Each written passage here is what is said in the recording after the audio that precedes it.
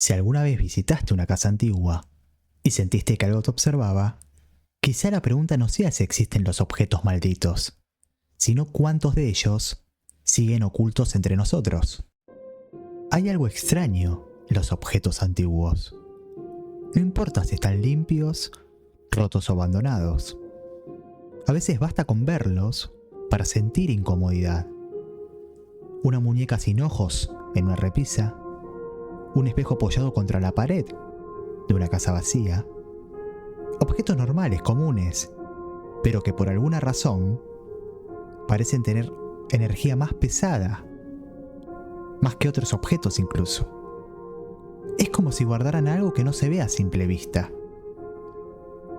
A lo largo del mundo existen miles de relatos sobre cosas que cambian cuando nadie las mira. Objetos que aparecen en lugares distintos a donde fueron dejados. Ruidos que parecen venir de habitaciones donde no hay nadie. Sensaciones de presencias alrededor de cosas completamente inanimadas. La mayoría de estas historias no pueden comprobarse, pero tampoco desaparecen. Se repiten, cambia el país, cambia el idioma, cambia la época. Pero la historia es siempre parecida. Alguien entra en contacto con un objeto, que al principio no pasa nada, y después algo empieza a sentirse diferente. No siempre de golpe, a veces es lento, casi imperceptible, hasta que la persona ya no puede ignorarlo. Y ahí aparece la pregunta que atraviesa todo esto. ¿Y si algunos objetos no son peligrosos por lo que son, sino por lo que nos hacen creer que son? Entre todos los objetos asociados al misterio moderno, la Ouija es probablemente el más conocido. Un tablero simple, letras, números, palabras como sí y no, y un indicador que supuestamente se mueve para responder preguntas. En su origen fue comercializada como un juego, pero con el tiempo comenzó a asociarse con sesiones espiritistas y relatos de contactos con entidades. La explicación científica se vincula con el efecto idiomotor, un fenómeno psicológico donde las personas mueven el indicador sin darse cuenta, sin intención consciente, sin control real. Pero lo interesante no es el mecanismo, sino lo que las personas creen que ocurre. Los relatos paranormales sobre la Ouija son sorprendentemente consistentes en distintos países. Las historias suelen comenzar de forma casi idéntica. Un grupo de personas la usa por curiosidad, en un ambiente relajado, sin miedo, sin expectativa real. Pero luego ocurre algo, una respuesta inesperada, una palabra que parece no tener sentido, o peor, una respuesta demasiado específica, demasiado personal. A partir de ahí, según los testimonios, el ambiente cambia. Sensaciones de incomodidad, frío repentino, silencios prolongados, y en algunos relatos la sensación de que algo más está participando. No solo los presentes, sino algo que responde. Lo más inquietante de la Ouija no es lo que muestra, sino lo que deja en la mente de quienes la usan. Porque incluso cuando se guarda, incluso cuando se deja de usar, la duda permanece. Si la Ouija representa el contacto activo, los espejos representan el contacto pasivo. El espejo no pregunta, el espejo no responde, solo observa. O al menos eso parece. En muchas culturas antiguas, el espejo fue considerado un objeto especial, no solo un instrumento para ver la imagen propia, sino una frontera simbólica, un límite entre dos planos, entre lo visible y lo invisible, entre lo que está presente y lo que podría estar del otro lado. Con el tiempo esa idea se transformó en relatos modernos que se repiten en distintos lugares del mundo. Personas que aseguran ver movimientos en el reflejo que no coinciden con su cuerpo, figuras detrás de ellos que desaparecen al girar, o la sensación de que el reflejo tarda un segundo más en imitar el movimiento.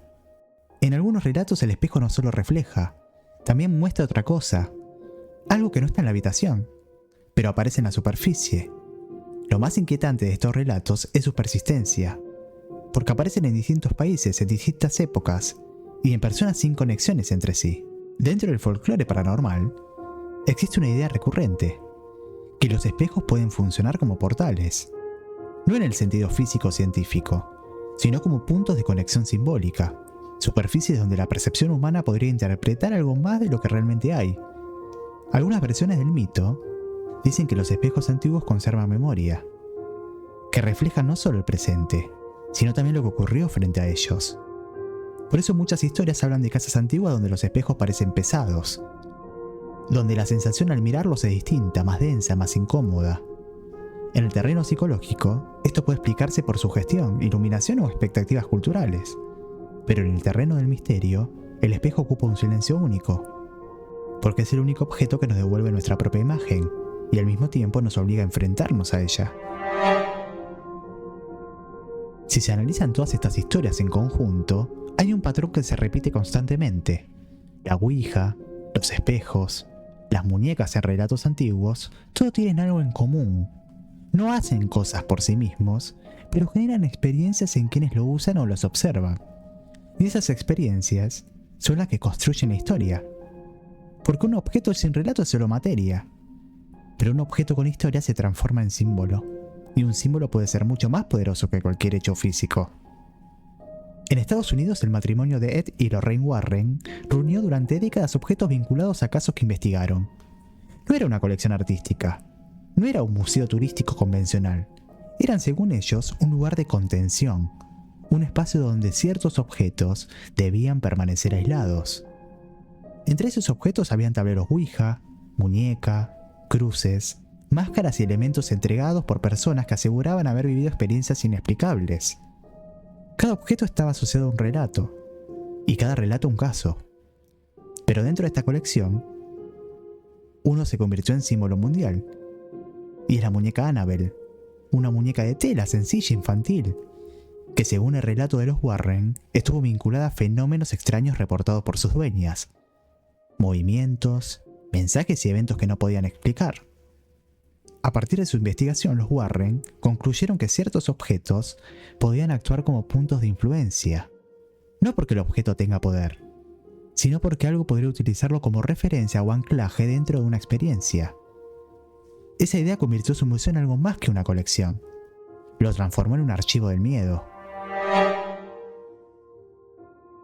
Quizás nunca sepamos con certeza si las posesiones de objetos son reales o si todo tiene una explicación que todavía desconocemos.